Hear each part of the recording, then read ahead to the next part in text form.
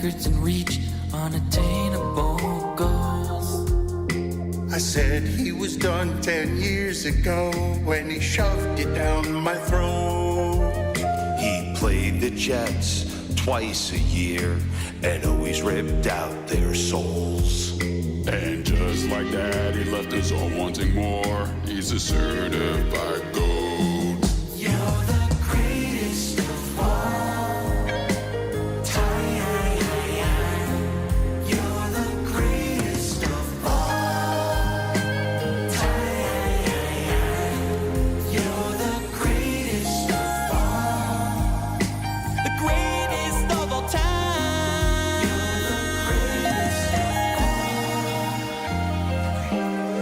The greatest of all time.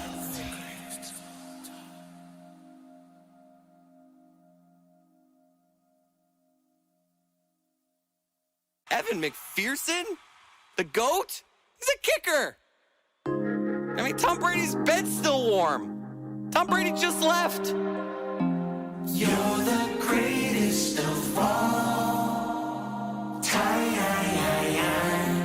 You're the greatest of all time. He's beautiful in every way. It's out of control. He throws the ball most accurately and won 7 rings. So good at quarterbacking, he's meant to updeck his teams. A 6th-round draft pick with a chip on his shoulder and a dimple on his chin. You're the greatest of all time. You're the greatest of all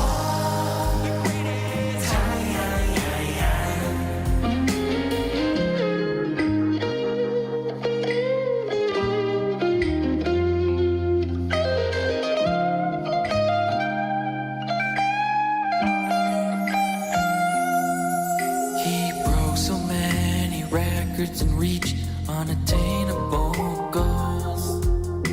I said he was done 10 years ago when he shoved it down my throat. He played the Jets twice a year and always ripped out their souls. And just like that, he left us all wanting more. He's a certified goat. You're the greatest of all time.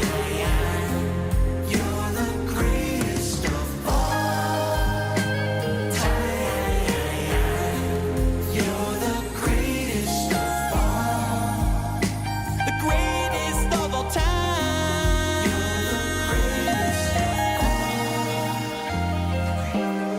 The greatest of all time.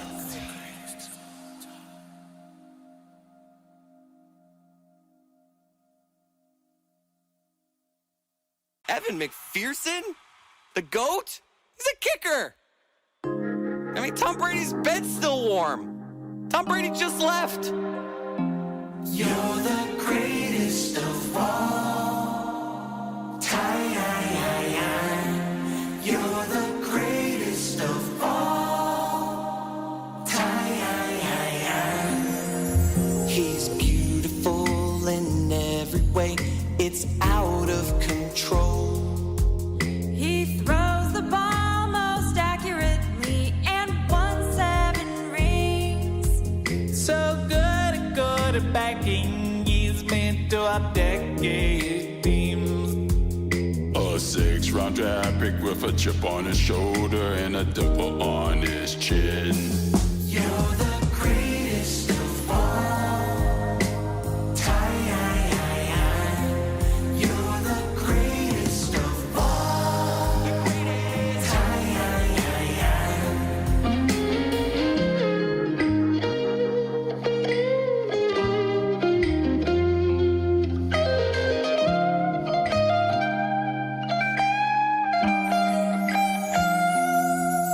He broke so many. It is time for Stugotz to share his game notes. No one in the media will tell you what happened better than my boy Stu. Weekend observations brought to you by Miller Lite.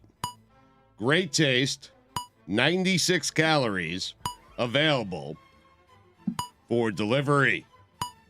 Dan, over 20 plus years of doing this show with you, the only thing that I've been consistent about is that this week is my favorite week on the sports calendar. Spring is in the air. Magnolia Lane. The chirping of birds. Jim Nance. Amen Corner. Vern Lundquist. The azaleas. The azaleas. And Dan, just like that, make no mistake about it, Masters Week is back. You excited? We have not been doing this yet 20 years. I know I say that all the time, but I want 20 plus. the anniversary is next year. It'll be 20 years next year. We celebrating? What are we doing? Yeah, what are we doing? Yeah. I mean, given that I found out that you were the executive producer today when you walked in, and you found out when you walked in, I'm guessing we're not going to plan that very well. Angel Reese doing the Caitlin Clark. What Caitlin Clark did to everyone else. You know what that's called, Dan? I do not. A taste of your own medicine. Well, that's... You heard it here first. This weekend, keep an eye on Max Homa. Keep an eye on him, Dan. All right, a single eye, one eye. I mean, he's playing well. All right, one eye will be kept on him. Evan Longoria is an Arizona Diamondback. Longo. Did you know that? Did you know he was still playing? Well, my wife, the only reason I know it is because my wife this weekend saw one of those commercial clips of him turning around to catch a foul ball that was like hit 1,000 miles an hour. And she's like, is this real? And I'm like, no, it's not real. It's from 8 years ago. It's the only reason I know. I wouldn't know otherwise. He's a D-back. You got to be careful with the way that you say that. What do you A D-back. mean? You just got to be careful. The Arizona I understand. Diamondbacks, when you shorten it, it can sound like you're offending him. Okay. In the history of the NBA, has there ever been a player like Anthony Davis? A guy who on any given night can look like the best player to ever play the game. And a guy who on any given play can suffer a career-ending injury. It's odd. He's a play away. He really is. It's true. He also will be remembered weirdly because if he had basically just been born 20 years earlier, he'd be a multiple-time champion. And everybody would know how great he is. But because he's born in this era, everyone thinks he stinks. Dan, if you see Battlehawks wide receiver Darius Shepard on Sundays, don't be surprised. I'm telling you, guy is good. Adam Duvall is a Red Sox. You know that one? When are we playing this game? When are we playing? It's a great game. Where he at with baseball? Because the first week of the season provides a lot of that for us. It certainly does. I'm playing it right now. The 72 Dolphins can once again break out the champagne. The DC Defenders finally lost. Game of the year, by the way. Tip of the cap to Quentin Dormady. 6 touchdowns, 0 interceptions as the winless Guardians spring the upsets. Wow. I know. You won't see Dormady on Sundays, though. Shepard, however, good chance. And don't be surprised. Mike Clevenger is a White Sox. I did know that just because I bet on them to win against the Astros. They won 6-3. Oh, nice. Yeah. Solid bet. It's a good way to keep informed on sports. When you were making the bet, were you like, wait, Clevenger? Yes. You were? Yes. I'm like, I'm going to bet Clevenger. I'll bet Clevenger. He's always a good bet. As a dog. I'll bet him as a dog. San Diego State head coach Brian Dutcher should be ashamed of himself.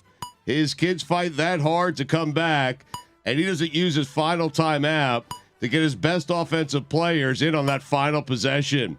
He cost them the game. I mean, they won the game, but had they lost, he would have been the reason why. Dutch. What was he thinking? San Diego State is playing for the championship At tonight. 9:20. Stugotz will not stay awake. He will not do them the You're courtesy. acting like you will. I will stay awake Don't for get outta 9. here.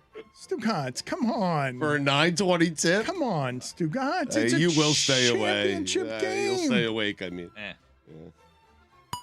I'll do my best. No, you won't. You're right. You're not going to try. You've announced it. There will be no television on in your home at 9:20 to check in with the championship. Dan, you know what the R in Angel Reese stands for? I do not. Ring. Caitlin Clark, do it in the championship game. Listen, That's at not least, what do you right. I mean? mean, she did. Well, but she didn't. I mean, she doesn't have a ring. I mean, she did it in the semifinal game.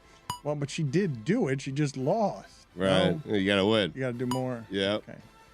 Listen, at least Kim Mulkey doesn't make it all about Kim Mulkey. Xander Bogart. That's what Tony likes. That's what Tony likes. Getting down to it. Mulkey. Xander Bogart. Padre. Really? Yeah. Oh, yeah. It's exciting. Is it? I don't know. He's like their 9th best player. Saturday night, my wife kept asking me, Sunoco? Like the gas station? Top 5 athletes that can own a gas station chain. Number 5, Donnie Shell. I think you need the fanfare there, executive producer. It's not the same Thank without you. the fanfare. Yeah. Get off my plane. That is not the fanfare. I don't know.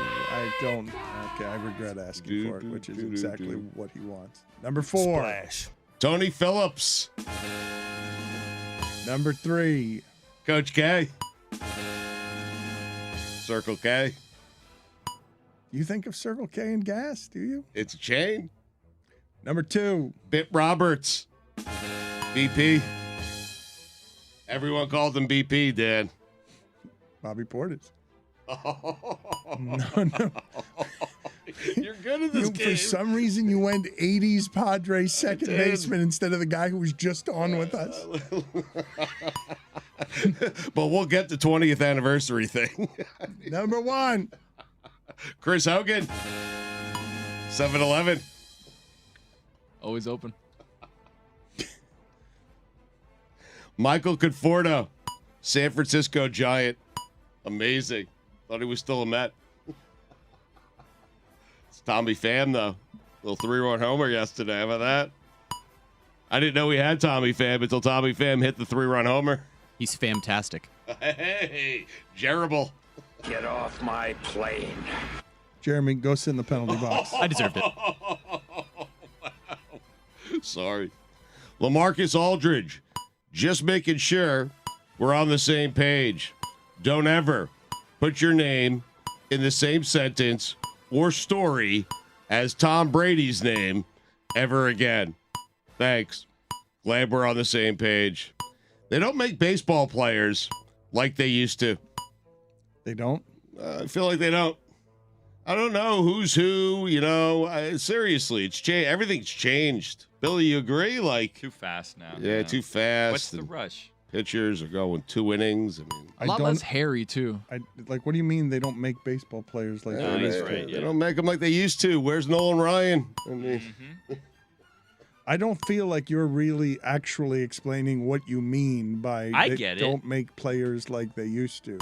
Where's Nolan Ryan is not an answer to my Well, question. where is he? where is he? But Where- it's not an answer to my question. You ask when I ask you a question, your answer is to ask me a question about where's Nolan Ryan. That is not an answer to my Ooh, question. welcome to talking to you. I mean, you know what I mean. I don't know. This guy's willing to go to the distance, play, back-to-back games, never take a night off. I mean, don't make them like they used to.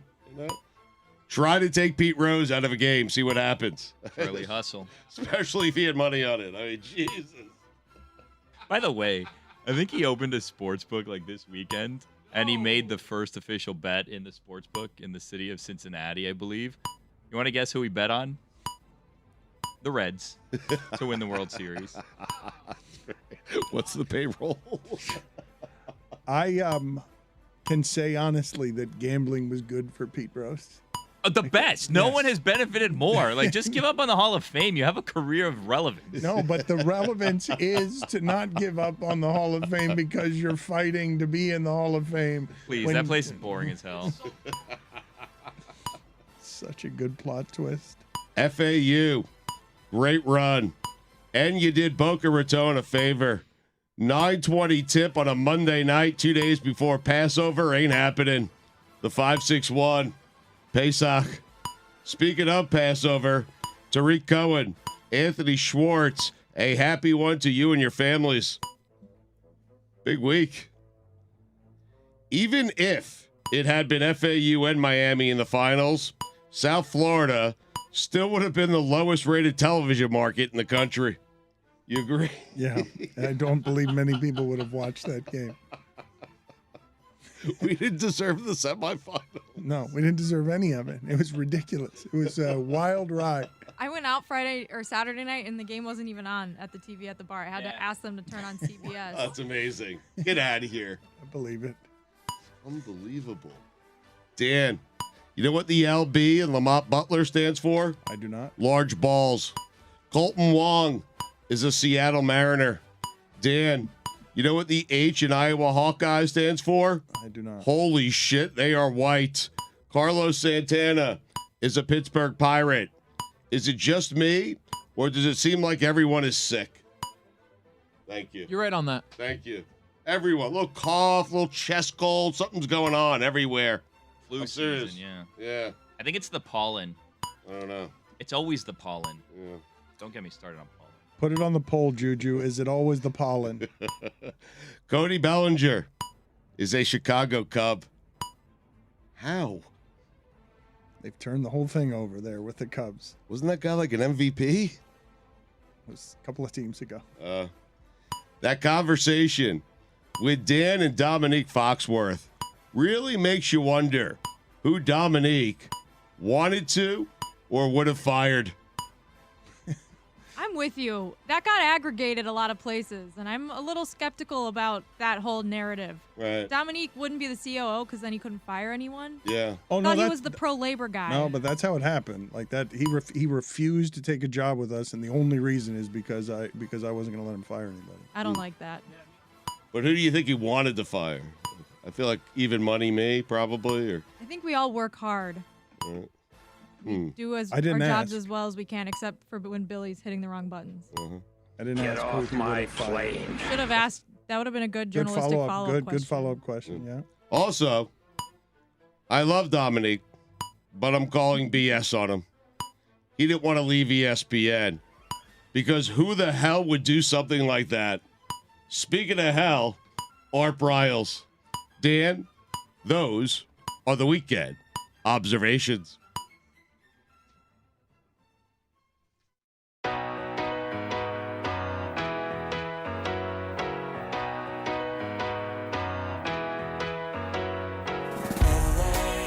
I'll spend all night out in Venice, then make castles in the sand. Santa Monica's calling, but I'm here to cover the Rams. I'll stay in and avoid chateaus. If I booze, then I'm on Skid Row. Just one drink to begin, not like that's a big sin. Just one beer, then we're gonna go to the Super Bowl. Now, Mike, you know we're here to cover the big game. It's a time to be professional and avoid all the temptations the City of Angels may have to offer. Ain't that right, Jess and Kate? That's right. We're just here to ask quirky questions to grown men wearing their full uniforms without pads in a convention hall. Oh my God, is that George Clooney? It is! Baby, one scotch at the Roxy. Come on now! One shot at whiskey, a go-go. There we go! Now we're drinking to avoid temptations, but a job to do.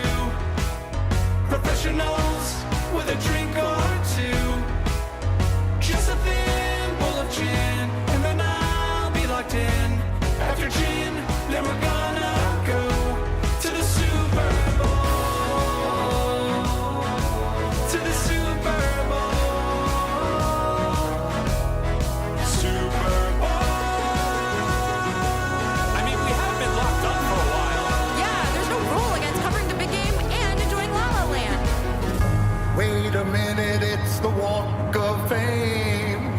much to see instead of the big game.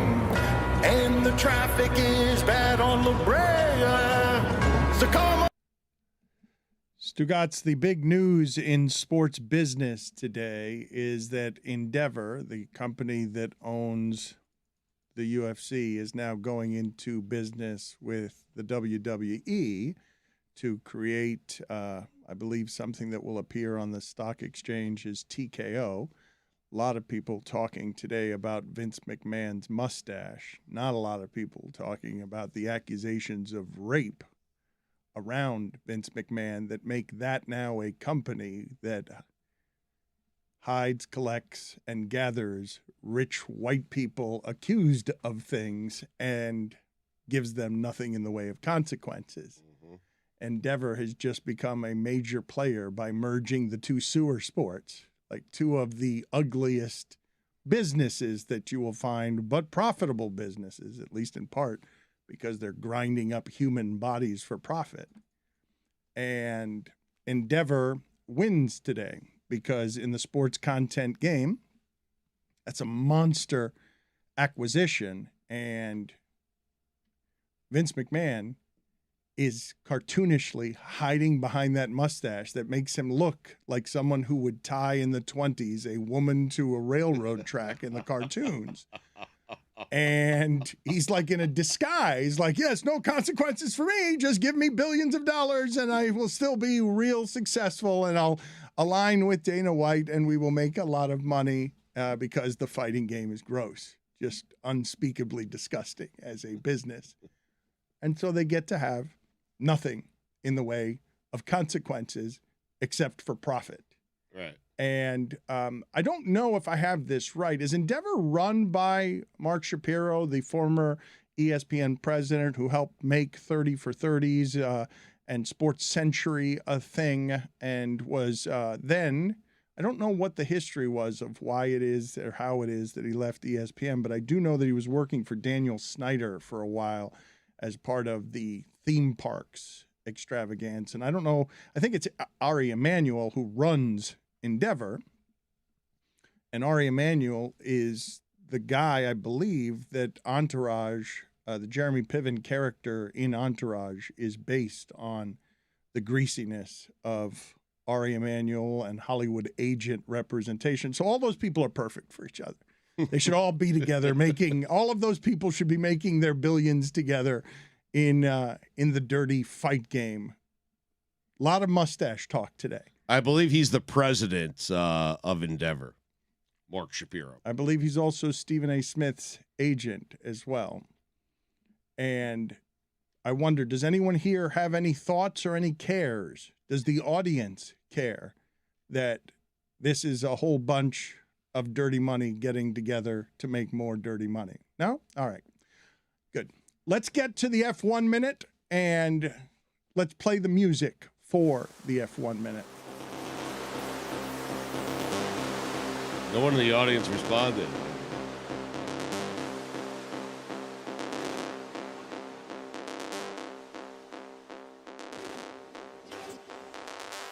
Put on your sunnies, mates. We're down under for the Australian Grand Prix. It's lights out and away we go at Albert Park. Will this be the race where Charles Leclerc mounts his comeback? Oh, wait. No! He's off the track already and his race has ended. On lap 8, Alex Albon spins off the track. It's a safety car and a red flag. Where? George Russell... I can't do this.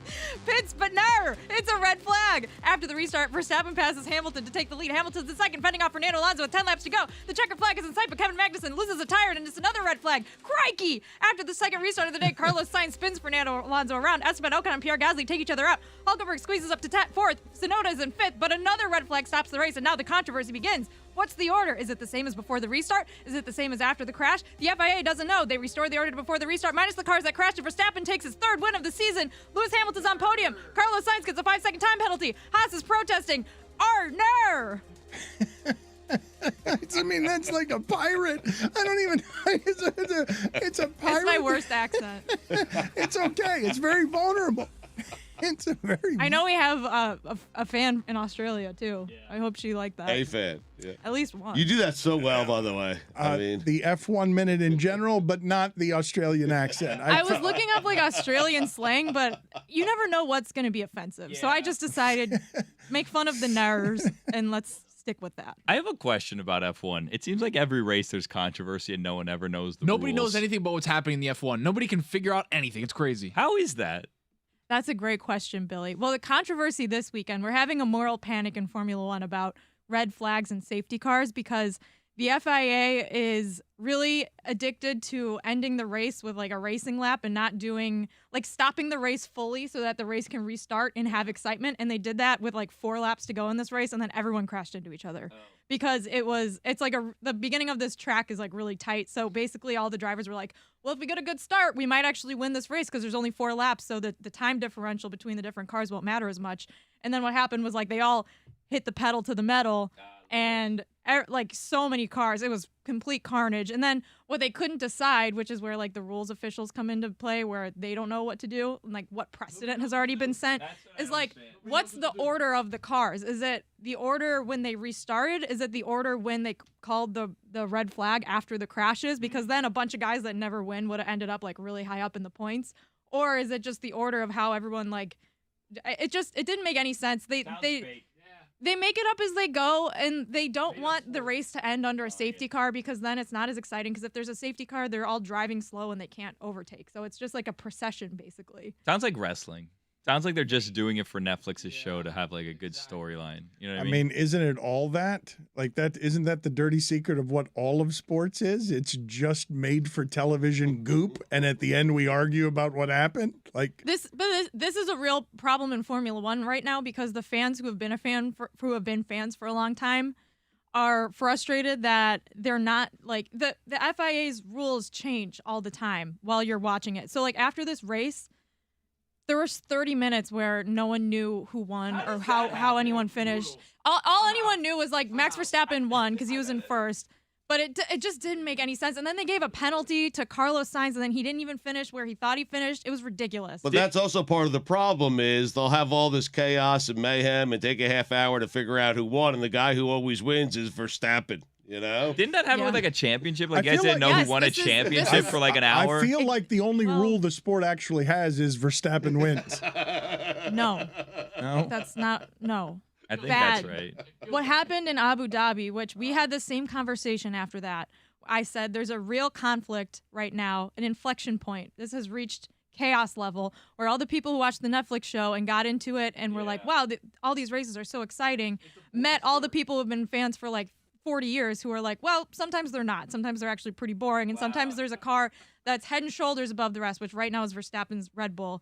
And so you're going to have seasons where there's exciting races, sure, but you know who the front runner is. And this year it's Verstappen. Like he's the best driver in the best car. It's always Verstappen. It's not always Verstappen. Yeah, Dan's right. It will. It is now. It was last year. The year before that, though, Lewis Hamilton and Max Verstappen had 1 lap to race to the finish because the FIA decided instead of ending under a safety car in the championship, we're going to do this. And Lewis was ahead of Verstappen before they stopped the race. And then when they restarted, Verstappen had fresher tires and he won the race. And it caused cascading turmoil that is still unfolding. As recently as like a couple months ago, Ted Kravitz, who is a Sky Sports commentator, said that the championship in 2021 was taken from Lewis Hamilton. This also would have been the championship that gave him the most championships in Formula One history with 8 because Mick Schumacher has 7. Right now they're tied with 7 because he didn't get it. And Red Bull got pissed that he said that, and they said, we're not coming on Sky Sports anymore. No more interviews from us. But then like a month later, they were like, actually, Christian Horner likes being interviewed, so he's going to keep coming on Sky No Sports. one says no to Ted Kravitz, you know? I would never. Put it on the poll, please, Juju. Does anyone say no to Ted Kravitz? Thank you, Billy. How do you do a podcast about this if you don't know how the race ended? No, and you have to record right after. Well, this year we're not recording right after because this happened at the last race in Saudi Arabia. Fernando Alonso finished in 3rd, and then they were like, psych, George Russell gets the trophy, and then George Russell got the trophy, and then an hour later, like, Aston Martin protested, and then Fernando Alonso got the trophy back. And I was like, it's a whole thing. The polar bear. This doesn't seem the way to decide things. You're saying my rule is wrong, but I feel like my rule offers more clarity. No. Just the only rule is Verstappen wins at the end. No. I feel like it offers right. more clarity than At least let's you know wait who around. won. Yeah. Let's wait around for a half hour to see why we were just watching and enduring all this noise. There was not even a debate about Verstappen in this race. Verstappen won fair and square, regardless of which order they chose, because he was in first at the restart and he was still ahead after all the cars crashed. The rest of the order, which is really important because the more points you get in the drivers' championship and the constructors' cup, it's better for you and your team gets more money the higher up you finish. So, like, for instance, this weekend, McLaren, because everyone else crashed, they finished higher up, and now they're like in 5th place in the constructors' championship, even though they have done diddly squat all season. They've had a really slow car. And I love both their drivers, but it's been a tough year for them. And now because of all of this, it's like, oh, man, McLaren's right up there. I don't understand. So the first car that finishes does not win necessarily? In this race, the order changed before they got through the first sector of the track. So they couldn't. That can't be the explanation to follow a this. simple question. Checkered flag. Whoever's the first to It's a cross simple wins. question. You That's know? right. It's First just, or not it's first? who won. Because they essentially called the race before anyone was able to finish. But who crossed the finish And line the first? controversy is whether or not they should have called it or not called it earlier because another driver's Call what, tire though? flew off across the track. It scuffed everything up, and they said, we need to stop. Everyone go back to the pit lane. We're restarting. It's a shit show, is what I'm saying. It's not just a shit show. Do you realize that of all the crazy things to happen around the pandemic and all the crazy things to happen globally and in America, there is nothing crazier than baseball is now faster than F1.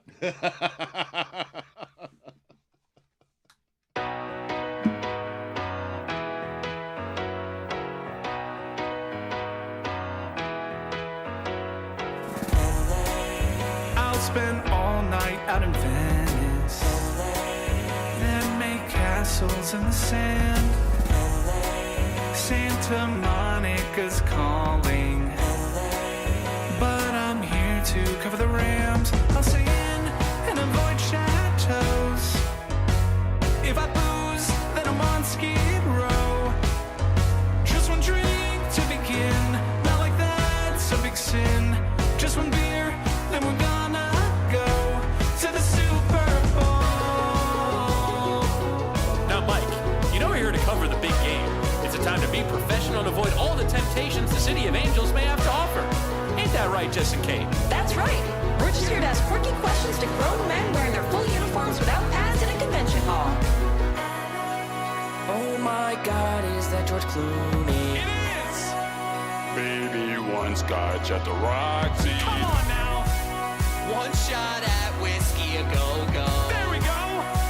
Now we're drinking to unemployed temptations, but a job to do. Professionals with a drink or two. Just a thimble of gin, and then I'll be locked in. After gin, then we're gonna go to the Super Bowl. To the Super Bowl. Super Bowl. I mean, we have been locked up for a while. Yeah, there's no rule against covering the big game and enjoying La La Land. Wait a minute, it's the Walk of Fame. So much to see instead of the big game. And the traffic is bad on La Brea. So come on, join me in popping tequila. I'm just here to drink and find Lewis Hamilton. Guys, Kyle Brand. You gonna shotgun a beer or what? I don't feel so good. I am genuinely fucked up right now.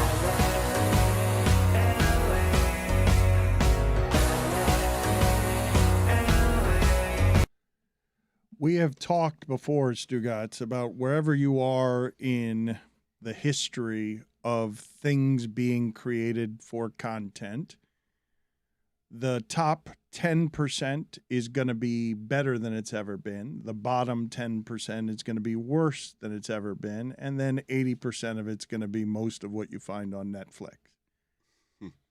Succession is one of the best television shows I've ever seen. And I don't legitimately know. Put this on the poll, Juju, at LeBatardShow. What's better in Succession, the acting or the writing? because both are extraordinary, and they're going to be star turns for many of these people. I did not know before watching and consuming some of the stuff around Succession that Shiv, for example, she's got a thick Australian accent that's almost as good as Jessica's. Yeah, almost as good as Jessica's. I don't like seeing actors outside of the world that they've created on a show. You know what I mean? Like, I've never watched Succession. I don't like seeing them be friendly because, from what I understand, they don't like each other on the show, correct? Or if I'm maybe missing the premise. Depends on the day. Them dancing to Call Me Maybe by Carly Rae Jepsen, like in a rap party, I don't like that. Don't break character. Stick with the show. I don't know who is the most unlikable character on Succession. I think we'd get a lot of different answers if we asked a lot of different people. My favorite is Tom Wambsgans, who is now, he's going to be in Deadpool 3. I imagine he would be a bad guy. I don't know that he would not be a bad guy. I can't imagine him as not a bad guy. Now, there's someone whose accent you can hear slip through sometimes. He's very British. He's my favorite character on that show, and all of these people are going to start getting. These are, is it Brian Cox? Is Logan? People should look into him. He's a good actor too. Oh, he's had a huge career, but this is his signature role. This is his signature role. He's never had anything like this. Where he was in Super Troopers. He was like King Lear, I feel like, on the stage. Yeah. He's one of those old actors who's like, oh, he was in like Titus Andronicus, you know. He's been in a ton for 50 years. His IMDb. He was in Oliver Twist. Is loaded. Do you have a favorite? Do you have on Succession a single favorite character? Roman. He's disgusting, but he makes me laugh. There's no one anyone's rooting for, correct? On that show, are people rooting for Kendall? Is there a rooting interest on the show? I think you're supposed to like want to root for people, and then the writers remind you why you shouldn't be. You know what I mean? The first show I saw like that on HBO, and to me it was a seminal turn in the way some of this is absorbed, because Breaking Bad had a lot of bad people in it, but The Sopranos was just bad people, and you were rooting for all of them because of our love of the mafia. But I hadn't seen television like that before. I'm sure it's been done before, but for me, it was new. The Sopranos of, wait a minute, all of these people are awful. Seinfeld, Stugotz, initially, the entire construct of it was supposed to be, you don't like these people. But then America became so awful that became the people we like. Dr. Melfi. I was Team Melfi in The Sopranos. Yeah, please don't smite her name. Make as much money off of this guy as possible. Go retire somewhere nice. You earned it. It was to me. I don't know if it's to the rest of you. There is a great skill in the acting and writing of something being so exceptional that you like the overall, even though the people themselves being presented to you have very little that's redeeming. Watching them is just watching. But their characters entertain you, you know? So the characters entertain you, therefore, by extension, you kind of like them. You know they're gross, but you love the show. But my larger point is this, to me, represents The Sopranos represented a sea change in how I watch television, when you can consistently put unctuous characters on my screen. And not only do I like them, I like the show. And somehow while I'm watching, I put down my principles to root for people in The Sopranos who are actively killing people.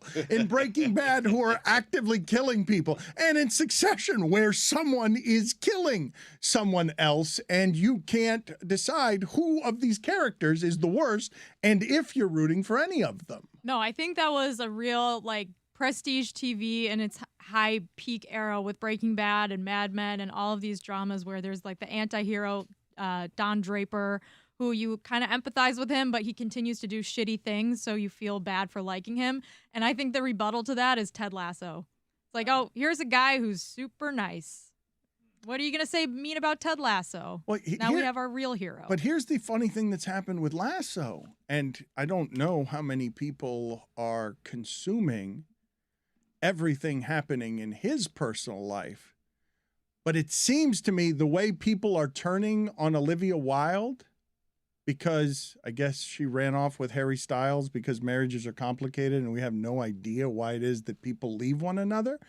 it feels like people have turned on Olivia Wilde, at least in part, because they think she's married to Ted Lasso when Sudeikis himself is not at all like Ted Lasso. Like, not at all. Well, that's the other thing that we always do as consumers. We watch a character on TV and then create like overly familiar interpretations of what we think they would be like in real life if they were our friends. Sudeikis has people fooled into believing that he's walking around the earth as a heartbroken Ted Lasso, correct? that Harry Styles is a homewrecker for poor Ted Lasso, who's just coaching his club and being positive. It's a great grift for Sudeikis. He's like, guys, come on, it's me, Ted Lasso. As he serves her papers in the middle of like a press conference, was like an awful thing to do publicly to her. But Ted Lasso would never do that. It's clearly an accident. Ted Lasso wouldn't behave that way in a divorce. Put it on the poll, please, Juju. Is Ted Lasso an asshole when getting divorced? And then you find out like something negative about Olivia Wilde because she was directing that movie and like maybe she didn't treat everyone right. And then you're like, see, justified. I knew something was up there. And it's like, we don't really know these people though, guys. Ted Lasso. Get it, Dan? No, it was too complicated for me. It's so layered and brilliant that I didn't understand what he was doing. Jessica, what happened to you the other day with a hotel fire alarm?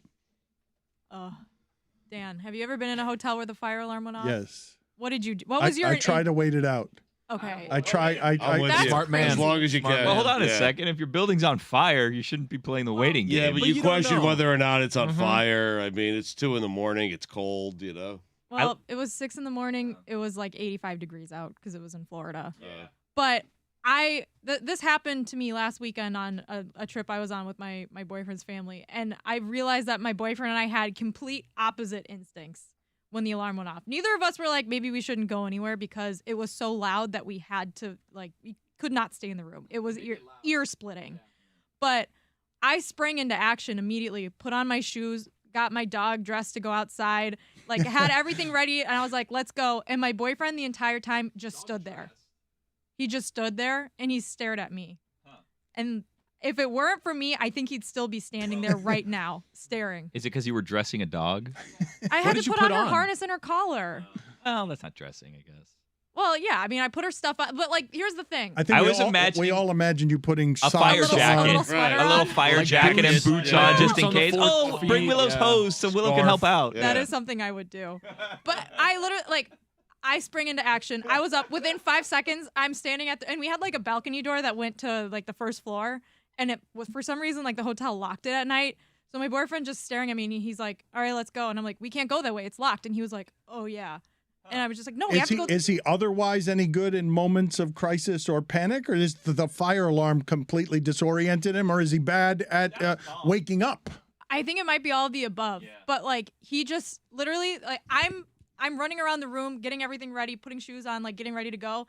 He just was staring at me. Like with drool coming out of his mouth. I don't know what he's like in other crisis situations. I hope I don't have to find out someday. You were disappointed by this reaction. I was. To learn but this. Why? It seems like he's cool as a cucumber here. Lehman kept things I was cool as a cucumber. No, you were running around. I was clear-headed the entire time. I said, the fire alarm's going off. There might be a fire or carbon monoxide, God forbid. I don't know what this alarm's for. We're at the hotel. We have our little precious angel dog here. We need to get outside ASAP. And he was like, duh. It's such a good question, though. How long will you wait out an alarm? Because you need to get out of there if the place is on fire. And obviously. Show me the fire, though. I mean... This is what I'm saying. How long will you guys wait for a fire alarm before you take it seriously? Because I'll go a full 5 minutes before reacting. Well, you got to do the sniff test, obviously, right? You start seeing if you have like a window or something where you can look outside. Maybe look outside, give it like a look up, look up, look around. Fire, it's too late. No, this is exactly, I can outrun fire. My boyfriend's dad said the same thing. He's like, well, I didn't smell smoke, so I went to the bathroom and blah blah. And I'm like. You literally like took them like 30 minutes to get outside. If there was a fire, it would have been too late. Wow. The smoke's going to get you first. It seems also like a horrible way to die. Just saying, well, I'll get an extra minute here while my ears hurt. And oh my God, here I'm engulfed in flames. Because you're being stubborn. Yes, no, lazy. Not even No stubborn. one respects fire alarms anymore. No one respects them. And I don't understand why. How? Well, false alarms. Because they're always a yeah. test. You're always testing the fire Enough alarms. of You never tests. use them. Exactly right. Here's the thing. Was it inconvenient? Yes. Yeah. Would it have saved my life if there was a fire? Also, yes. Yeah, it's a risk I'm willing to take, all right, guys? No one respects the fire alarm. I would hate to see you in a tornado drill because 9.5 times out of 10 when there's a tornado in Chicago, it's not going wherever you are, but you still got to go in the basement or hide in the tub. I've seen some horrible videos recently of people man. underestimating tornadoes because they think, let me get this for the gram. And it's like, get your ass in the house, man. Get out there and hide because everything is coming to destroy you. But I want to put it on the poll, please, Juju, at LeBatardShow. Do you respect the fire alarm? Yes or no?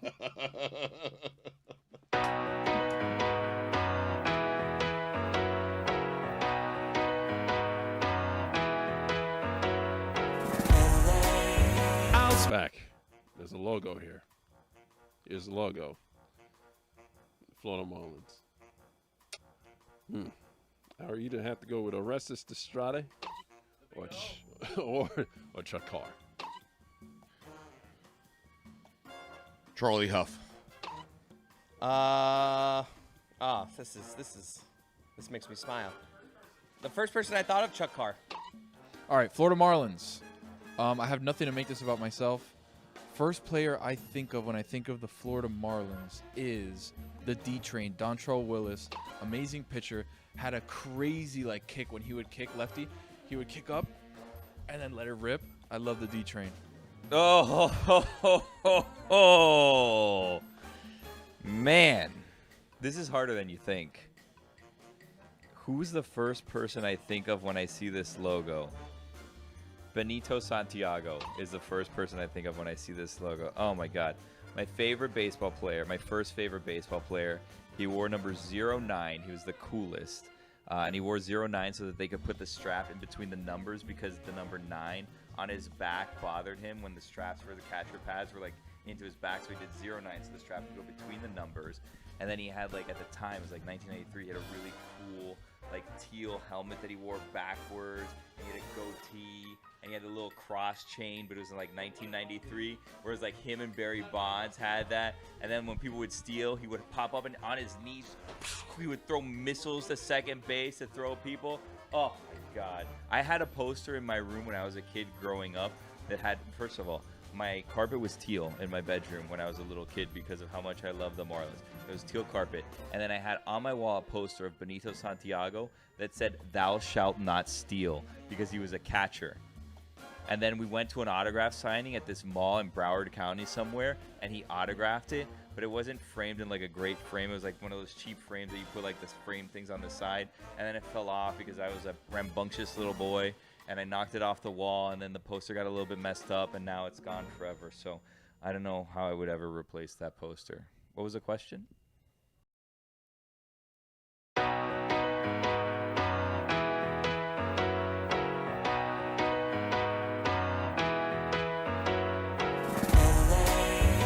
Spend all night out in Venice, then make castles in the sand.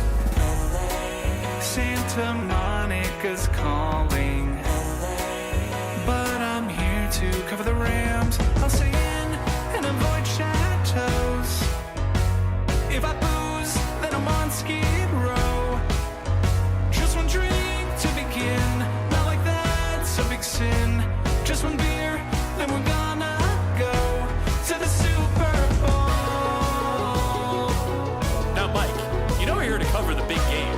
It's a time to be professional and avoid all the temptations the City of Angels may have to offer. Ain't that right, Jess and Kate? That's right.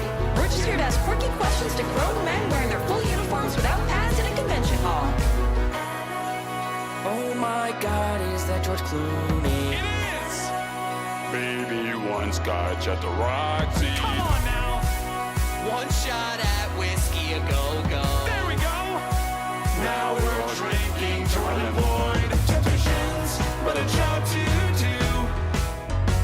professionals with a drink or two. Just a thin bowl of gin, and then I'll be locked in. After gin, then we're gonna go to the Super Bowl. To the Super Bowl. Super I mean, we have been locked up for a while. Yeah, there's no rule against covering the big game and enjoying La La Land. Wait a minute, it's the Walk of Fame. So much to see instead of the big game. And the traffic is bad on La Brea. So come on, join me in popping tequila. I'm just here to drink and find Lewis Hamilton. Hey guys, need a shotgun of beer or what? I don't feel so good. I am genuinely fucked up right now.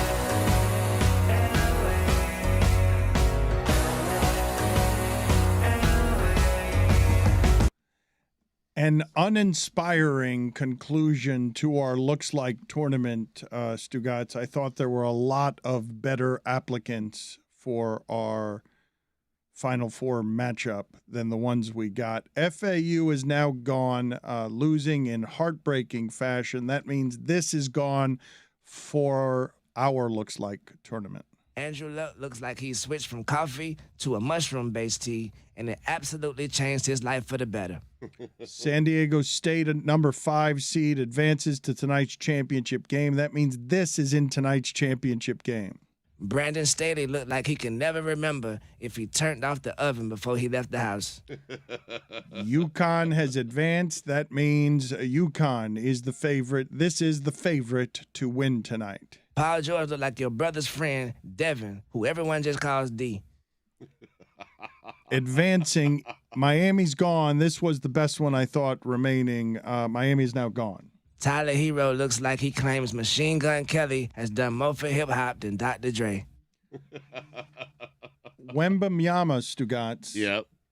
Took a 3 and then put back dunked it. His own 3? Yes, that's not Wow. something you usually can do when there are other human beings on the court with you, playing basketball, trying to defend you. Do it in the NBA. That's right. Why is he still playing? It's a good question. I don't think that he has anything to prove. I would have him in a hermetically sealed plastic case until the draft.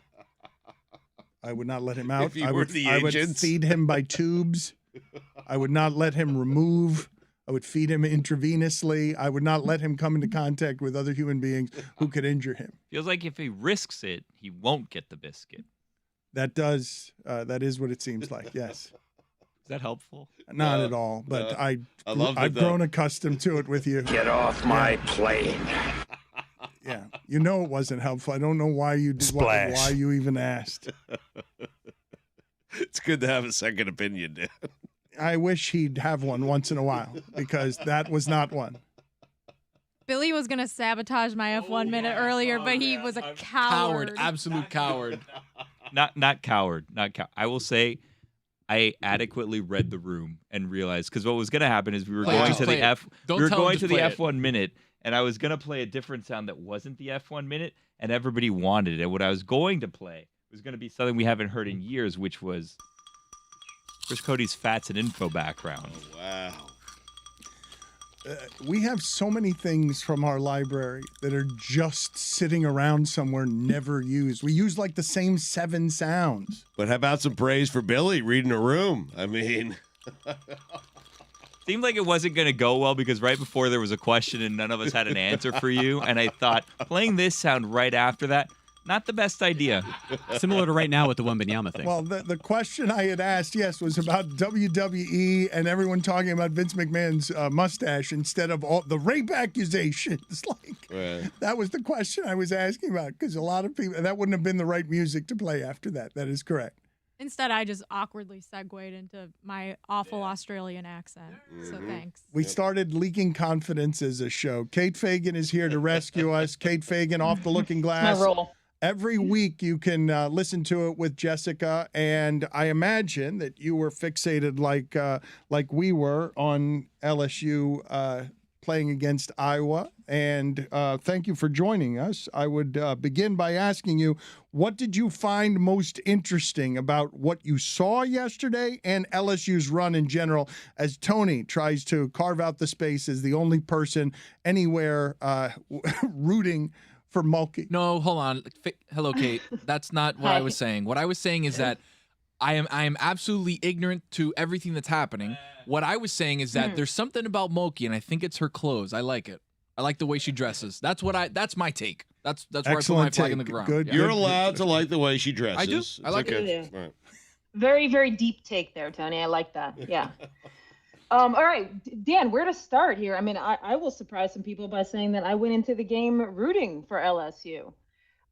Maybe Mulkey on the side, but falling in love with the joy with which this LSU team played. I mean, it was just unbridled enthusiasm that they were caught in this moment. Even Carson, 21 points in the first half, banking in that 3 at the end. I was texting Jess throughout the game. I was actually kind of teary-eyed at the way that they were just living inside that moment. You don't see that often. There's a lot of other places we can go, though, about like why I was rooting for LSU and teary-eyed. Seriously, because you just like, the more we do off the looking glass, the more I pay attention to the history of the game. There has been this disconnect and between, like, we tell this story on off the looking glass about Cheryl Miller playing for Pat Summitt in 1984, and Pat Summitt really struggling with Cheryl Miller in the opening days of that relationship, because Cheryl Miller played with the similar unbridled enthusiasm, doing cartwheels after beating Pat Summitt's Tennessee team when she was playing for Southern California, and Pat Summitt taking objection to that because she was that kind of farm girl from Tennessee who had the stoicism. And then you fast forward, whatever we are, 40 years to this final, and you're seeing a similar thing play out. You have an LSU team that is playing with this kind of black joy, and then you have an Iowa team. Not that they don't have joy, but they kind of carry themselves in a different way. And if you're paying attention to this whole season and then this NCAA tournament, you had a lot of people coming out of the woodwork, people in my life who had never texted me about women's basketball before, saying, I'm obsessed with Iowa and Caitlin Clark. And, there's a small part of that where you're like, well, okay, you're feeling very safe and comfortable rooting for what is essentially like an all-white 5 starting lineup. And that is a thing that has played out in the history of not just women's basketball, of course, but you saw it on full display. And so I was getting teary-eyed because I just loved the way those LSU players, like, that moment wasn't in that first half. It didn't feel like it was like about Carson. It was just like she was like, oh my God, what is happening to me? I'm just like being blessed with this beautiful moment. And I just really loved that. When you say teary-eyed, though, as a former athlete, is it because you knew what those ladies were experiencing, connected like that, and getting to experience the best things that sports offers? Yeah, because you rarely play for a team where you really feel like everyone wants everyone else to succeed. And when you see that being played out, when you see Angel Reese get 2 fouls in the first half, and obviously Iowa had its own foul trouble, so this wasn't limited to LSU, but their best player relegated to the bench in the biggest game of her career, and yet her jumping for joy and essentially almost tackling teammates who hadn't played much. I mean, Carson, I think, what was the stat, Jess? She had scored 11 points in the first 5 games of the NCAA tournament. You just know what it feels like to have when teammates are just, it's for a second, it is not about them. It is about whatever moment you're in. And it is rare as an athlete that you feel what Carson felt, which was, I mean, she does a heat check in the final seconds of the first half and banks in a 3. I mean, she didn't miss a shot in the first half. And that is, you don't get that very often in sports. You don't feel it, you don't live it. And I just love when people actually have joy inside those moments instead of pretending that they knew the moment was coming, because you don't know when those moments are coming.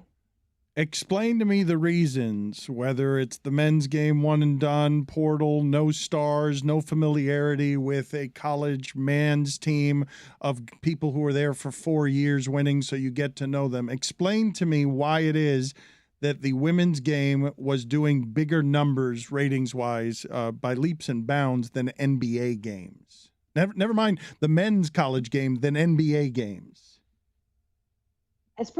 it felt, well, one, we already touched on it. I mean, is it helpful that you have this like easy entry point in Caitlin Clark?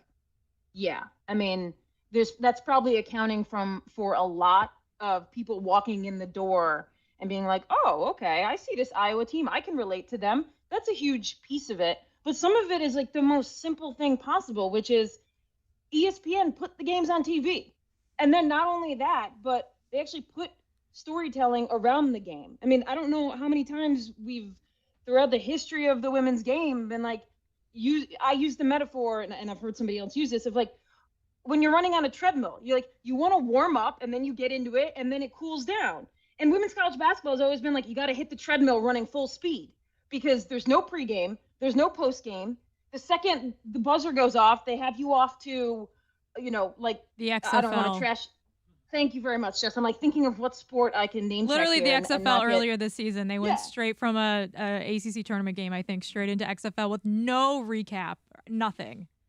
I mean, so it's a building of momentum from, in my mind, from the pandemic when ESPN had no choice but to put more college basketball games on its main ESPN, and then also the WNBA having to go from like, we'll put 17 games on and most of them on 2 or to, oh my God, we're going to put most of them on ESPN because there's not a lot of sports. I mean, we all remember our ESPN days. Dan, I forget what channel y'all were on, but when I was filling in for people on ESPN, they would make sure they weren't there.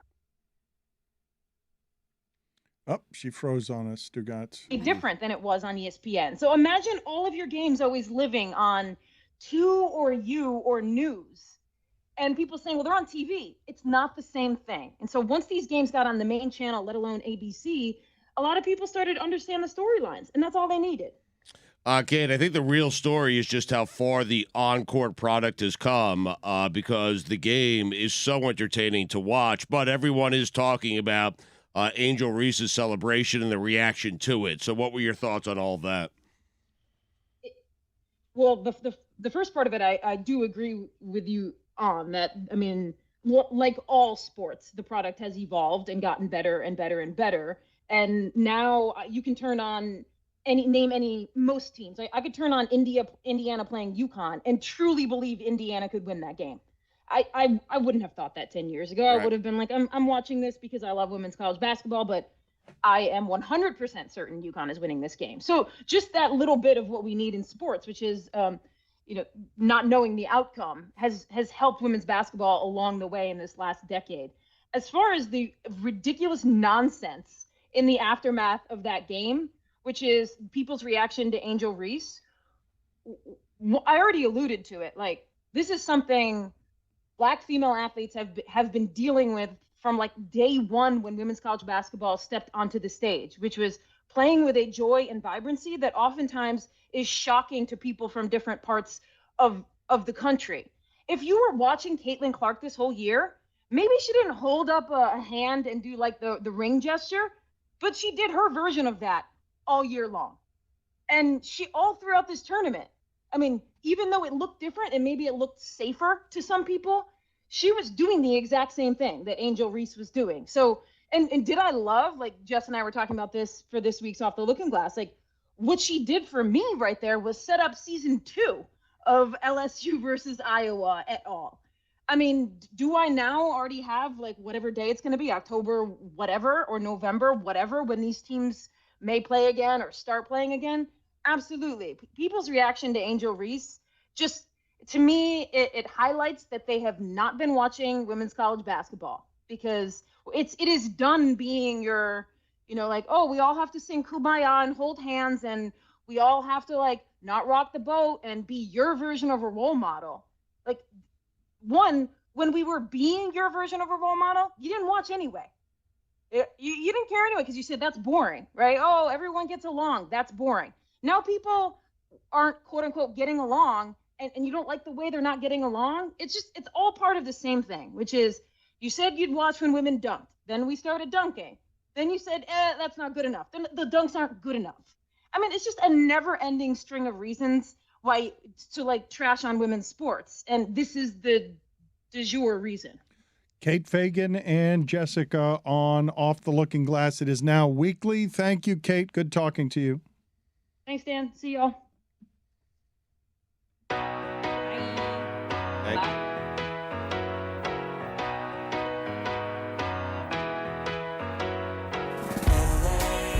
I'll spend all night out in Venice, then make castles in the sand. Santa Monica's calling, but I'm here to cover the Rams. I'll stay in and avoid chateaus. If I booze, then I'm on Skid Row. Just one drink to begin, not like that's a big sin. Just one beer, then we're gonna go to the Super Bowl. Now, Mike, you know we're here to cover the big game. It's a time to be professional and avoid all the temptations the City of Angels may have to offer. Ain't that right, Jess and Kate? That's right. We're just here to ask quirky questions to grown men wearing their full uniforms without pads in a convention hall. Oh my God, is that George Clooney? It is! Baby, one scotch at the Roxy. Come on now! One shot at whiskey, a go-go. There we go! Now we're drinking to avoid temptations, but a job to do. Professionals with a drink or two. Just a thimble of gin, and then I'll be locked in. After gin, then we're gonna go to the Super Bowl. To the Super Bowl. Super Bowl. I mean, we have been locked up for a while. Yeah, there's no rule against covering the big game and enjoying live. I do not associate Ryan McGhee with baseball in any way, in any form. He's Same. got a book coming out tomorrow. Welcome to the Circus of Baseball, a story of the perfect summer at the perfect ballpark at the perfect time. Thank you for joining us, Ryan. Why did you choose this? This is an ambitious project. A book is a labor of love that is pretty consuming. Of all the things to choose, why this one? These, like, bless my wife's heart, these are the stories that she's been listening to for 25 years. And these are the stories. It was one summer. I was right out of college. I made $100 a week cash every Friday that hands you a $100 bill. And it was the most fun I ever had. It was the poorest I ever was, and I never felt like it. And I was almost killed by a tarp twice. I almost drowned myself trying to fill a soft serve machine. We had a drunk former St. Louis Cardinals pitcher, Jack LeMay, that we had to wake up and put his pants back on every night so he could go coach the pitchers. And it was Bull Durham, but it was like it was for real. Killed. I want the tarp story. You were almost killed twice by tarp? Yeah. Twice. All right. So like if you go to a Major League Baseball game, the tarp, it's like watching a silk bed sheet spread over the mattress, right? Like, and there's like 50 guys pulling the tarp. In the minor leagues, there's like 6 of you. And once the tarp gets going, you cannot fall down, because if you slip and fall down, the tarp's going to keep going. And it's getting heavier and heavier with rain. And I fell down in the mound, tripped over the mound, and watched that damn thing close, like the roof was, and I'm crawling like hell trying to get the daylight before it lands. And the other time, I'm pulling the vinyl loop thing, and a gust of wind, the ballpark, McCormick Field, where the Asheville Tourist plays, up against a mountain, and the blast of wind went off the mountain under the tarp. You know that ride Soaring at Disney World? Where love it. Oh, yeah. I went about 8 feet up in the air. Wow. Did it smell like oranges or? Yeah. And in my mind, I landed like Captain America, right? But the reality is I looked like they were throwing a hostage they didn't need anymore out the side of a van. And Fred Kendall, a longtime Major League player, Jason's dad, was the manager of the Hickory Crawdads, and I landed right in the dugout. And he goes, "Man, you got a lot of airtime there." And so, yeah, I was convinced that I was going to die both times, but knock on wood, I'm all right. I'm going to reveal something to you I've never revealed before. I fantasize about dying, drowning in soft serve ice cream. Yeah. So the deal is, and I've learned now, the good people at Dairy Queen have told me they looked at the book and said, "Okay, you're doing this all wrong." But you have a bag full of this white, like sugar mixed stuff. It's like a damn body bag full of liquid. And you crawl up these stairs and you connect it to the top of the ice cream machine and squeeze it like bagpipes and fill up the machine. That's not how you're supposed to do it. But I found out now, that's how I thought you're supposed to do it. And I slipped and fell off the damn stairs, and the bag ripped open and just covered me in this stuff. And so I realized no one knows that this has happened. And I run to the clubhouse, which is empty.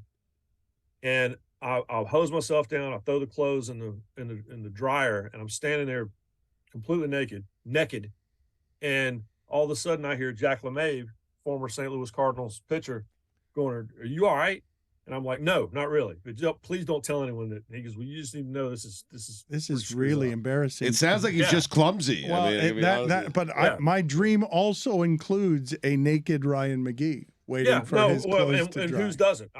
Soft serve ice cream and naked Ryan McGhee. Maybe that's the next book I'll write. This doesn't sound great. Like you say that awesome. was the happiest I've ever been. The memories, Dan. The things that you're describing do not sound like happy things. No, it's all you're 22 years old, so it's all awesome, right? And it was great, but it's the line from Bull Durham. You got to go to the ballpark every day, and you got paid to do it, no matter how low. And I love minor league baseball, and I grew up in the Carolinas, and every little town had a minor league team. I mean, the cap I have on that's Asheville Tourists, and they're Beer City USA now. And so I collect hats and I collect ballparks. When I travel for work, the first thing I do is check the minor league baseball schedule, because I would honestly would rather go see the El Paso Chihuahuas or the Rancho Cucamonga Quakes and pay $6 to get in and have a hell of a time than go to a major league game and feel like I'm watching a business conference. It sounds like you wrote the book because your wife was just tired of hearing your stories. Yeah, no, 100%. Yeah. So the last two, I wrote a book. My dad was a college football referee.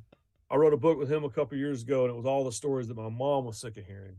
And now this is the book of the stories that my wife is sick of hearing. What are the greatest difficulties you remember on trying to live at $100 a week? Just eating.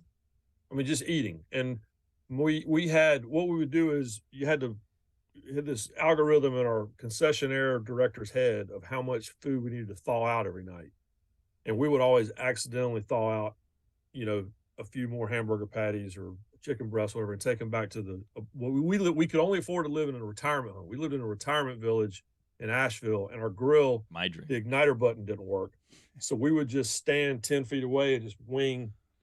You turn on the gas and you just wing matches at it till it was like the tree in Christmas Vacation, and then it's time to cook the stolen hamburgers. I asked this question sincerely here, and I mean no disrespect by it. He is an accomplished author, senior writer for ESPN. Welcome to the Circus of Baseball, a story of the perfect summer at the perfect ballpark at the perfect time. It's out tomorrow, April 4th. You tell me who wants to read this book and why. Like, who's the audience? When you sit down to pour in months of this into, I want this to reach blank, what's the audience? The audience are sports fans that want to remember why they just love going to ball games. Because the reality is that when you go to a minor league baseball game, and there's 140 teams, and you go to a minor league baseball game, it's just about being in the moment and chilling and having a good time. And sitting around, being surrounded by, I was just like the Simpsons poster with all the different characters, on one poster. It's like that every night at the ballpark. And you're not putting, you can worry about betting lines, and you can worry about, your bracket, and you can worry about guys getting arrested and whatever else, and who shouldn't have done what on the court, when they won a national championship. You can worry about all that somewhere else. But when you go to minor league ballpark, that's what this book is. It's a love letter to minor league baseball. And before Major League Baseball ruins it, everybody should read this book and then go to a minor league park. I'm with you, because the sport's gotten a little too fast, right? Like, let's slow it down a bit, McGhee, right? Anymore, yeah. Well, it's the national pastime, right? And when you're at a minor league game, like I live in Charlotte, and we have a AAA team. I don't want a major league team in Charlotte. I like having a AAA team because it's a pastime. You can go and just have a good time. There's not a lot of pressure. And oh, by the way, you can take your whole family for $20. And it's just, it's not to sound like Field of Dreams, but it's what we fell in love with to start off with before we all got cynical and all that. Before I became a jaded old, nasty ass sports writer. I just like going to minor league games. When I go back to a minor league game, it feels like I'm doing that again. Are you embarrassed by what the Savannah Bananas have been doing? That has to be offensive to you. Yeah, it's just I get it, but there can only be one, right? What I don't want is I don't want everybody to start doing goofy stuff like that. Like it's okay, if one now they're on the road, right? Now they're touring and going to parks, and they're like the ballpark entertainment. Like back in the day, we had Captain Dynamite and his exploding coffin of death, and we had Max Patkin, and we had Morgana would come to the ballpark. The Blues Brothers. Well, hold on a second. Hold on. Morgana. How does the exploding coffin of death work? Captain Dynamite. So there was a guy named Patrick O'Brien. You can find him on YouTube for like 30 years, 40 years. This guy would literally go out to second base and would lay down in a coffin, and it was like a foam board thing, and it was packed with like Wile E. Coyote dynamite, like it was red sticks with the fuses and all that, and they had the big T-handle deal, and he would lay down and they'd count down. I remember we were in the dugout, and he was out behind second base. This is where Jackie Robinson and Craig Biggio, these guys played, and right as they're getting down to the 5, 4, 3, John Thompson, y'all remember him? He pitched for the Braves for years. John Thompson all of a sudden started handing out batting helmets because we were all down in the dugout like a bunker. And he goes, "Put these helmets on." And we're like, "Why?" He goes, "Because some damn body parts are going to come flying in here when this guy blows himself." And he laid there. It exploded. I mean, it scared the hell out of everybody. He laid there for 5 seconds and eventually stood up and had like a piece of wood stuck in his face.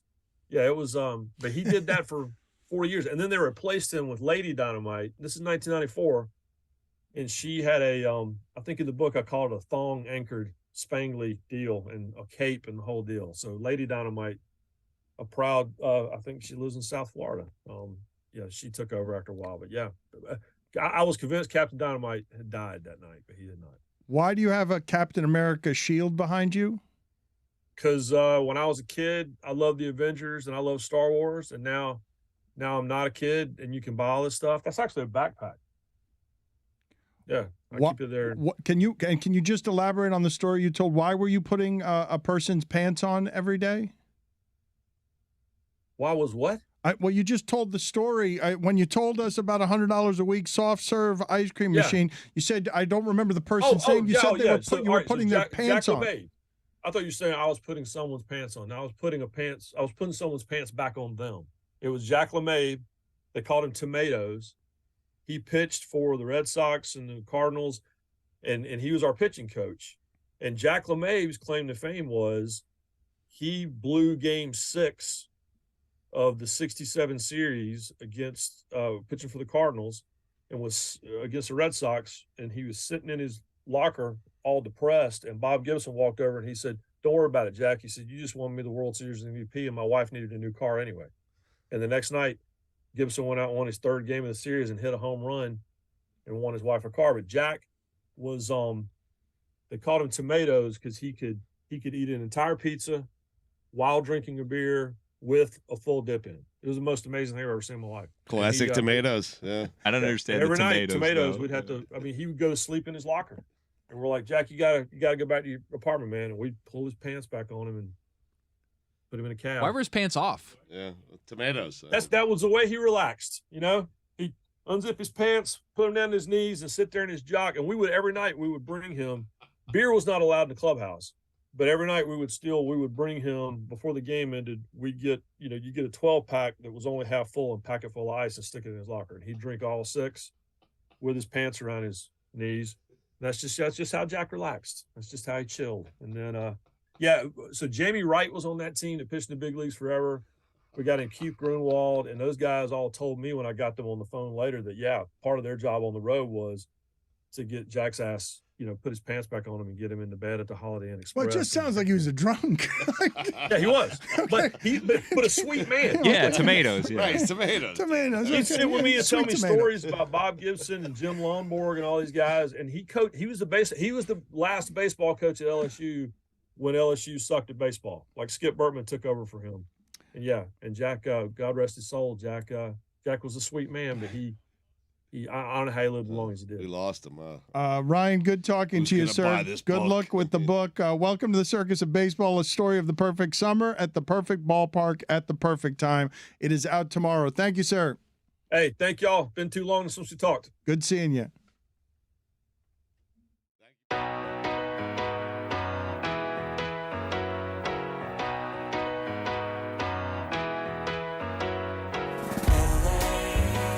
spend all night out in Venice. Then make castles in the sand. Santa Monica's calling, but I'm here to cover the Rams. I'll stay in and avoid chateaus. If I booze, then I'm on Skid Row. Just one drink to begin, not like that's a big sin. Just one beer, then we're gonna go to the Super Bowl. Now, Mike, you know we're here to cover the big game. It's a time to be professional and avoid all the temptations the City of Angels may have to offer. Ain't that right, Jess and Kate? That's right. We're just here to ask quirky questions to grown men wearing their full uniforms without pads in a convention hall. Oh my God, is that George Clooney? It is! Baby, one scotch at the Roxy. Come on now! One shot at whiskey, a go-go. There we go! Now we're drinking to avoid temptations, but a job to do. Professionals with a drink or two. Just a thimble of gin, and then I'll be locked in. After gin, then we're gonna go to the Super Bowl. To the Super Bowl. Super Bowl. I mean, we have been locked up for a while. Yeah, there's no rule against covering the big game and enjoying La La Land. Wait a minute, it's the Walk of Fame. So much to see instead of the big game. And the traffic is bad on La Brea. So come on, join me in popping tequila. Get it! I'm just here to drink and find Lewis Hamilton. Hey guys, need a shotgun of beer or what? I don't feel so good. I am genuinely fucked up right now.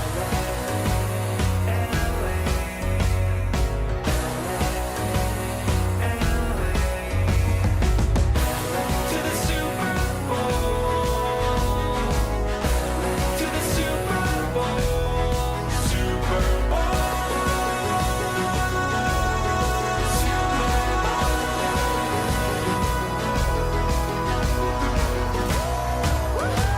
Let's do another round of shots. One more round.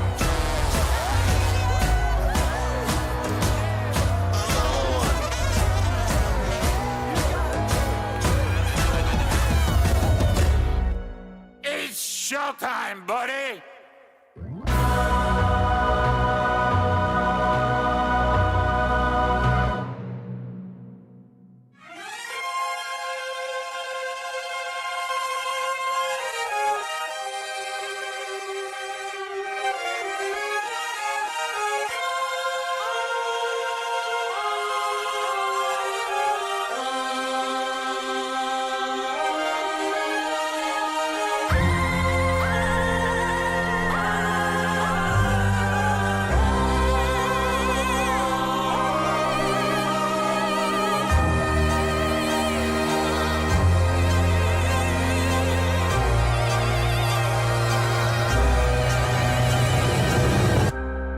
Racism, greed, trauma to brain and spine.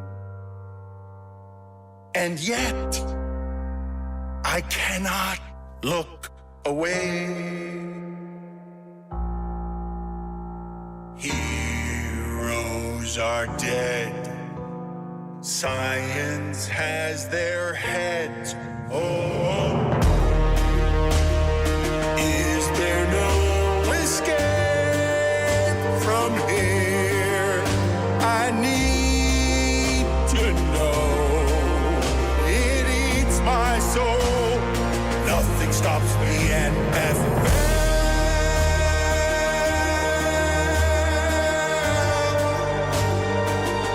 Is this heaven or hell? I can't tell. It's human cockfighting. CTE prayer circles. They blackballed the blackballer. They tried to end racism by stenciling it in the end zone. Billionaire boys using millionaires as toys. It's all immoral, all unethical. Ooh, the witching hour. Nothing stops the NFL.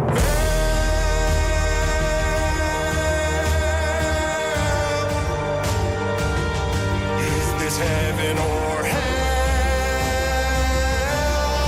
I can't tell. It's Urban and Snyder and Flores and Gruden, but Kyler, but Kelsey, but Cooper, but Canton. It's cheating and tanking and bounties and banking, but parlays, but face paint, but promo, but earnings.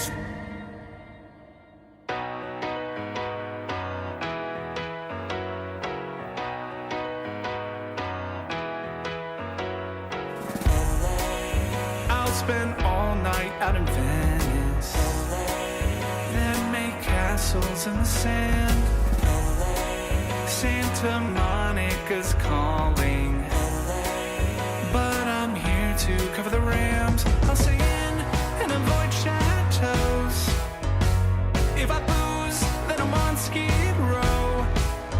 Just one drink to begin, not like that's a big sin. Just one beer, then we're gonna go to the Super Bowl. Now, Mike, you know we're here to cover the big game. It's a time to be professional and avoid all the temptations the City of Angels may have to offer. Ain't that right, Jess and Kate? That's right. We're just here to ask quirky questions to grown men wearing their full uniforms without pads in a convention hall.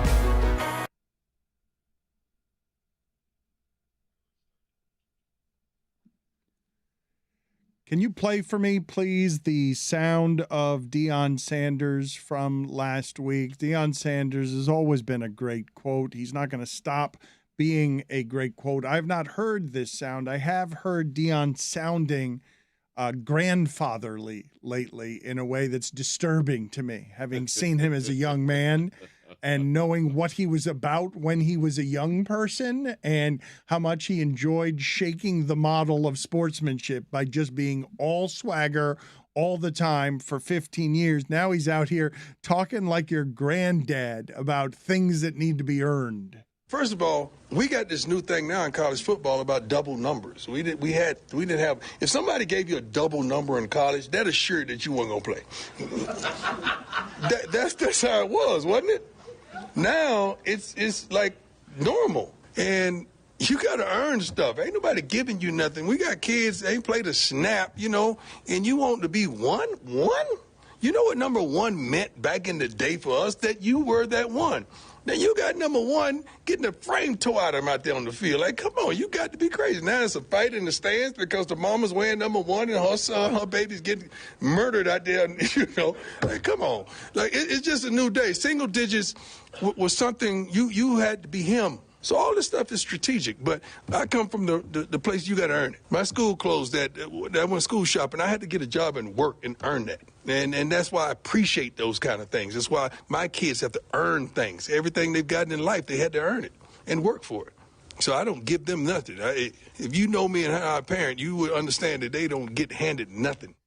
Wasn't his kid named Day One quarterback at his press conference? His own son named the starting quarterback at Colorado at his press conference? Even better than all that, that entire sound you just heard, now picture Deion with a cowboy hat on. Because he's doing it with a cowboy hat and a big chain. Yeah, I swear to God.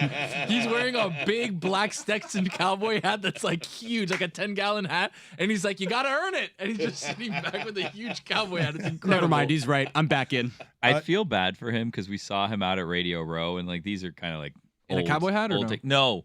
But I mean, not to bring up a sore subject, but, he had toes amputated. So now he has also kind of like a, Oh, it's hard to watch him walk. One of the greatest athletes of all time. It's hard for him to walk. I've heard Shaquille O'Neal, though, say in a very Shaquille O'Neal way some of the sentiment that Deion Sanders was saying, not about kids in general, but his own kids having to earn it, where he says of his kids, you ain't rich, I'm rich. Dan, you know that Shaq just had a hip replacement?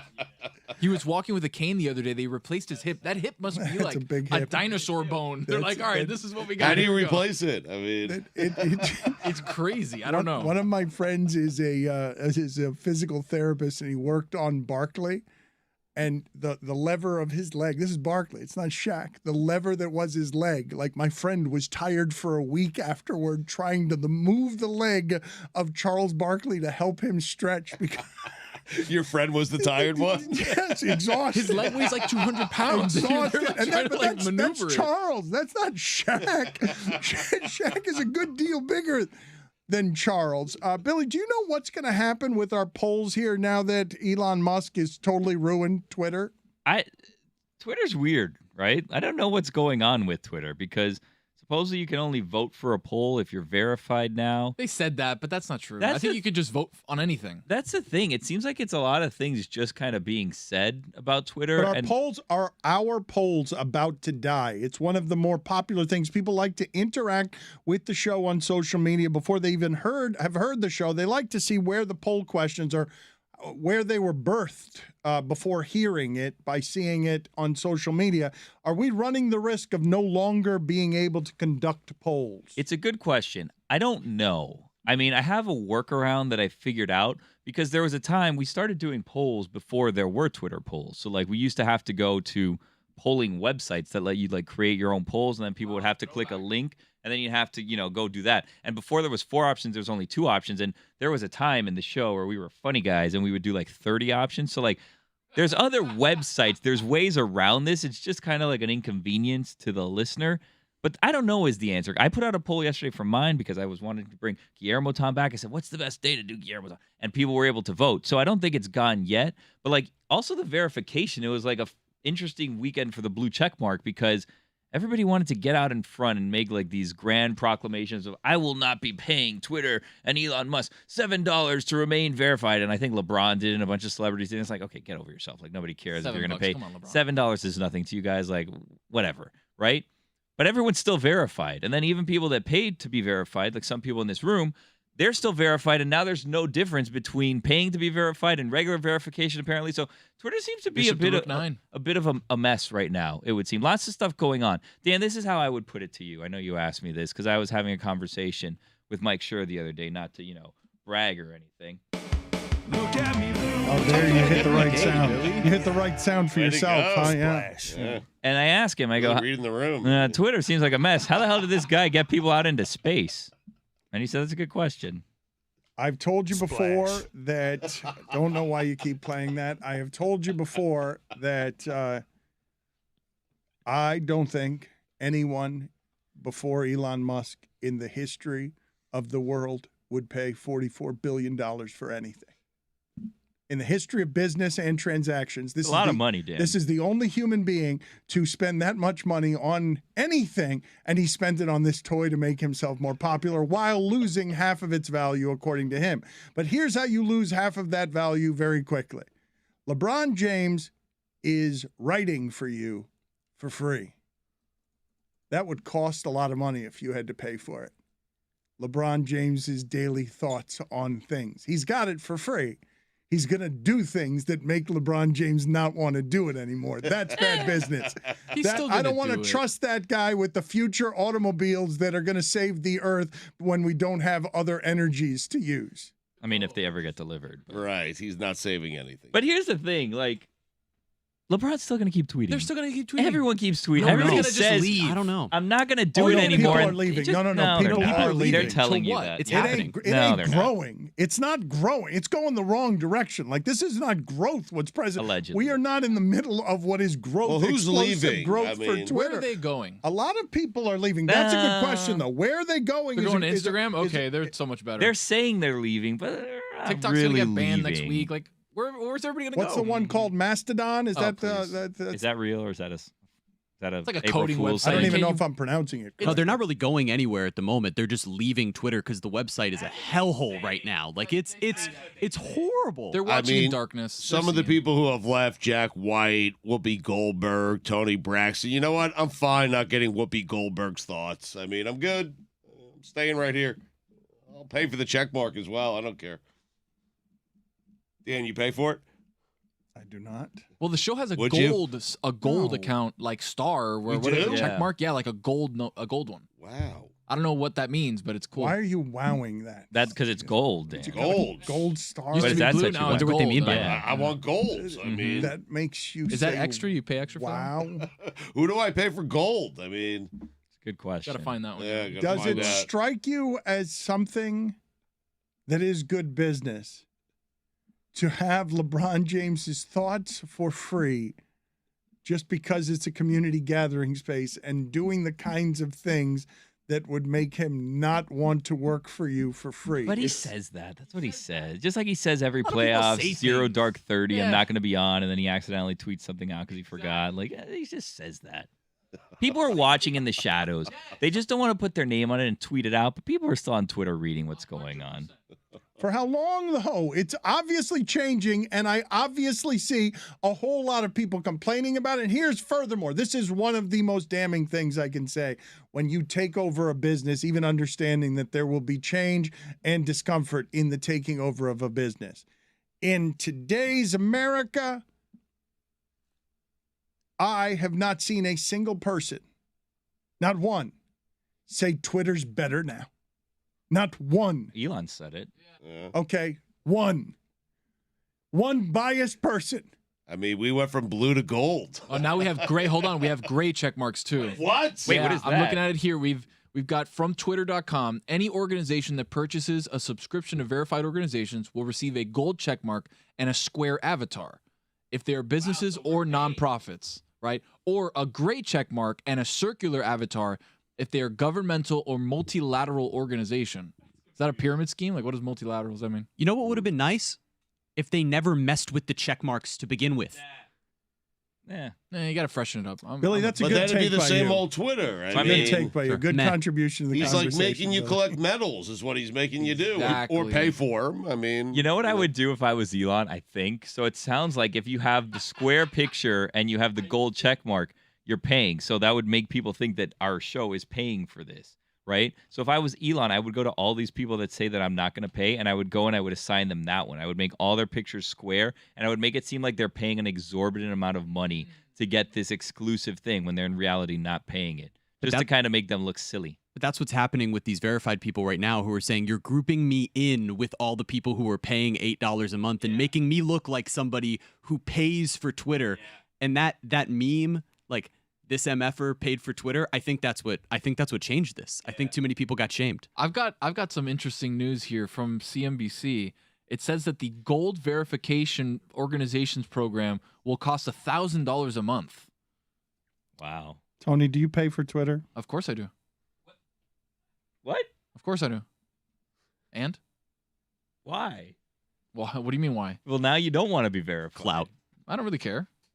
They should verify everybody, and you have to pay to be unverified. Well, you can verify everybody. You just have to pay $8 or $7.99 or whatever. Wait, but are you saying we're paying $1,000 a month? I for don't know gold? if we're paying $1,000 Right. a month. I'm just saying it says Is Dan going to get a bill? I mean- $1,000 a month plus tax. I don't know. Plus tax. Plus tax, yeah. Am I going to get a bill? Seriously. You didn't ask for any of this. Great.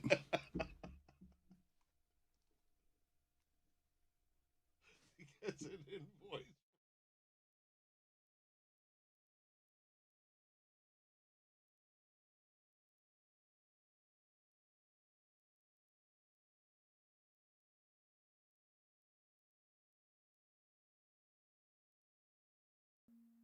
Stugotz, what's the matter, buddy? I mean, Greg, just one time. I mean, 40 years I've been rooting for this team, and just one time I wanted my team to play in that big game in that beautiful dome in Los Angeles.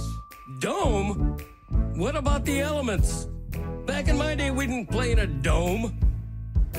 Let me tell you, back in my day, we considered football to be an honorable game. We didn't have to pass the ball.